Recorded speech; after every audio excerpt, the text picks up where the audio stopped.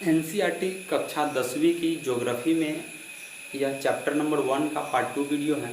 Part 1 video में हम लोगों ने विभिन्न प्रकार के संसाधन का वर्गीकरण देखा है। उसके बाद संसाधन क्या होता है, संसाधन के प्रकार क्या होता है, उसके बाद जैव संसाधन क्या है, अजैव संसाधन क्या है, नवीकरणीय संसाधन क्या है, अनवीकरणीय संसाधन क्या है, इत्यादि के बारे में हम लोगों ने चर्चा किया है। अब हम लोग जो है विकास के आधार पर संसाधन का वर्गीकरण देख रहे हैं। विकास के आधार पर संसाधन का वर्गीकरण, विकास के आधार पर संसाधन जो है मुख्य रूप से 4 प्रकार के होते हैं। एक आपका संभावित संसाधन, दूसरा विकसित संसाधन, तीसरा भंडारित संसाधन और चौथा संचित संसाधन। आपको बता दूं कि जब मैंने संसाधन और संसाधन का वर्गीकरण पढ़ाया था पिछले वीडियो में, तो मैंने बताया था कि मानव की आवश्यकता को पूरा करने वाले सभी पदार्थ एवं वस्तु संसाधन कहलाते हैं। वह किसी न किसी रूप में मानव की पूर्ति करते हैं और इसीलिए दुनिया में चाहे जितने भी चीज़ हम लोग देख रहे हैं वो किसी न किसी रूप में एक संसाधन ही है। फिर हमने बताया था कि संसाधन जो है मुख्य रूप से 2 प्रकार के होते हैं। एक आपका प्राकृतिक संसाधन, दूसरा होता है आपका मानव निर्मित संसाधन। प्राकृतिक संसाधन वह संसाधन है जो हमें प्रकृति ने दिया है और मानव निर्मित संसाधन वह संसाधन है जो हमने खुद से बनाए हैं। तो प्राकृतिक संसाधन में आपका आ जाएगा भूमि, आ जाएगा जल, आ जाएगा आपका हवा, आ जाएगा। और मानव निर्मित में जैसे अभी हम मोबाइल रिकॉर्ड कर रहे हैं, मोबाइल से रिकॉर्ड कर रहे हैं तो मोबाइल हो जाएगा। उसके बाद आपका व्हाइट बोर्ड आ जाएगा, इत्यादि आ जाएगा। फिर हमने बताया था कि प्राकृतिक संसाधन भी 2 प्रकार के होते हैं। एक होता है जैव संसाधन, दूसरा होता है अजैव संसाधन। जैव संसाधन इट मीन्स कि जिसमें जीवन है वह जैव संसाधन और जिसमें जीवन नहीं है वो अजैव संसाधन। फिर मैंने बताया था आपको कि नवीकरणीय संसाधन और अनवीकरणीय संसाधन। नवीकरणीय का मतलब है जो बार बार उपयोग करने के बावजूद भी खत्म नहीं हो रहा है, वह नवीकरणीय। और एक बताए थे अनवीकरणीय, मतलब जिसको तय है कि यह कभी न कभी खत्म हो जाए, उसे अनवीकरणीय संसाधन बोलते हैं। जैसे कि हमने बात किया था कि पेट्रोलियम जो है कभी न कभी खत्म हो जाएगा। उसके बाद आपका डीजल हो जाएगा, उसके बाद विभिन्न प्रकार की धातुएं हो जाएगी। ये आपका अनवीकरणीय है। और नवीकरणीय में आपका पृथ्वी आ जाएगा, मिट्टी आ जाएगा। ये सब जो है ख़त्म नहीं होगा, इसको नहीं के श्रेणी में रखते हैं। अब चलिए हम लोग देखते हैं विकास के आधार पे वर्गीकरण। एक और था राष्ट्रीय संसाधन और अंतर्राष्ट्रीय संसाधन, उसको हम डिटेल में एक्सप्लेन करेंगे। कल मैंने थोड़ा ब्रीफली इंट्रोडक्शन दिया था, लेकिन मैं चाहता हूं कि उसको पूरा क्लियर करूं क्योंकि उसमें कुछ टर्मिनोलॉजी है जो जानना आवश्यक है, तो उसे मैं इसके बाद वाले लेक्चर में कवर कर दूंगा। फिर फिलहाल अभी हम देखते हैं कि विकास के आधार पर वर्गीकरण। तो विकास के आधार पर वर्गीकरण 4 हुए आपका, संभावित, विकसित, भंडारित और संचित संसाधन। संभावित संसाधन क्या है? तो वह संसाधन जो विद्यमान है परंतु उसका उपयोग नहीं हो रहा है। वह संसाधन जो विद्यमान है परंतु उसका उपयोग नहीं हो रहा है, मतलब कि वो हमारे पास, हमारे आंखों के सामने मौजूद है लेकिन उसका उपयोग नहीं हो पा रहा है। जैसे कि आपका राजस्थान और गुजरात में जो है पवन ऊर्जा और सौर ऊर्जा, ये दोनों की बहुत अधिक संभावना है कि वहाँ पे इस प्रकार का मतलब कि प्लांट बिल्ड करके जो है ऊर्जा की प्राप्ति की जा सकती है, लेकिन अभी वह उपयोग में नहीं लाया गया। तो यह आपका संभावित संसाधन, मतलब जिसकी संभावना है, जताई जा रही है कि भविष्य में जो है यह संसाधन उपयोग में आएगी। तो इसमें गुजरात और राजस्थान का पवन ऊर्जा और सौर ऊर्जा आ जाएगा। फिर अगला है आपका विकसित संसाधन, मतलब कि संभावना है वह अब जो है विकास में बदल गया, मतलब कि वह पूरी मात्रा में उपलब्ध है, मतलब कि जिसका सर्वेक्षण भी हमारे पास है, जिसकी गुणवत्ता भी हमारे पास है और जिसका मात्रा भी हमारे पास है कि कितना है और उसका उपयोग भी हम लोग कर रहे हैं, तो वो विकसित संसाधन हो जाएगा। तो विकसित संसाधन वह संसाधन होता है जिसका प्रत्येक पहलू पे हम चर्चा करते हैं और प्रत्येक पहलू का हमारे पास सर्वेक्षण होता है।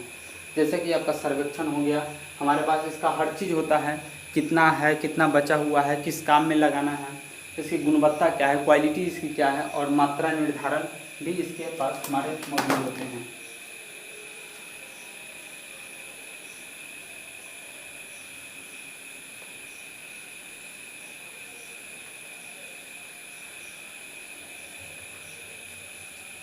फिर आगे हम लोग देखते हैं भंडारित संसाधन। भंडारित संसाधन क्या होता है कि जिसके जो हमारे पास भंडार में है लेकिन तकनीक नहीं है, मतलब प्रौद्योगिकी नहीं है, जिस वजह से जो है हम उसका उपयोग नहीं कर पा रहे हैं। तो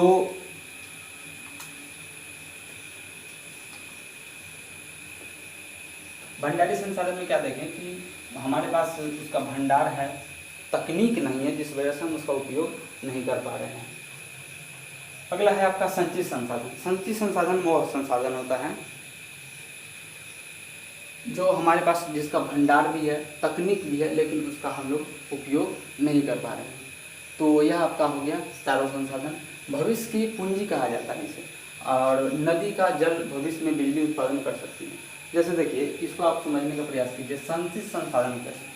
संचित मतलब संग्रह किया है, मतलब संग्रह किया गया है कि अभी जो वर्तमान स्थिति है इसमें इस्तेमाल नहीं करेंगे, लेकिन आने वाले दिन में जब इसकी कमी महसूस होगी तो इसका इस्तेमाल किया जाएगा। जैसे यहाँ पे एग्जाम्पल लिया गया है नदी का जल। नदी का जल से हमारा क्या तात्पर्य? अभी सभी नदी में जो है जल विद्युत परियोजना का इस्तेमाल नहीं हो रहा है, मतलब कि उसमें जो है उससे जो है बिजली की प्राप्ति नहीं हो पा रही है। लेकिन प्रत्येक जो नदी घाटी परियोजना है उस पर हम लोग क्या कर सकते हैं कि बिजली की प्राप्ति कर सकते हैं। तो एक तरीके से मेरा इसका संचित है, मतलब यह भंडार है, हम जब भी इसका ज़रूरत पड़ेगा तो इसका इस्तेमाल कर लेंगे। तो इसे भविष्य की पूंजी कहा जाता है, मतलब कि यह पूंजी के रूप में रखा गया है। और भंडारित संसाधन में आप समझ गए कि हमारे पास भंडार तो है परंतु तकनीक नहीं है, जिस कारण जो है उसका जो है उपयोग नहीं कर पा रहे हैं। अब एक बहुत ही सुंदर कंसेप्ट है कि सतत पोषणीय विकास। सतत पोषणीय विकास क्या है? और इससे आपके परीक्षा में इस प्रकार के सवाल सीधे पूछे जाते हैं कि सतत पोषणीय विकास से आप क्या समझते हैं, चाहे सतत पोषणीय विकास क्या है? सतत पोषणीय का मतलब होता है कि भावी पीढ़ी जो आने वाली है उसको नुकसान पहुंचाए बिना वर्तमान में उसका नियोजित ढंग से जो है इस्तेमाल करना है। किसका इस्तेमाल करना है? संसाधन का। मतलब संसाधन का विवेकपूर्ण इस्तेमाल करना है वर्तमान में, ताकि भविष्य में आने वाली पीढ़ी भी उसका इस्तेमाल कर सके, उसका उपयोग कर सके। दैट इज कॉल्ड सतत पोषणीय विकास। अच्छे से समझते हैं, जो एनसीईआरटी का स्टैंडर्ड डिफिनेशन है उसके अकॉर्डिंग क्या है? तो आर्थिक विकास की प्रक्रिया जिसका उद्देश्य प्राकृतिक संसाधन और पर्यावरण को बिना नुकसान पहुंचाए वर्तमान में संसाधनों का विवेकपूर्ण उपयोग, जिससे भविष्य में भावी पीढ़ी भी इसका लाभ उठा सके।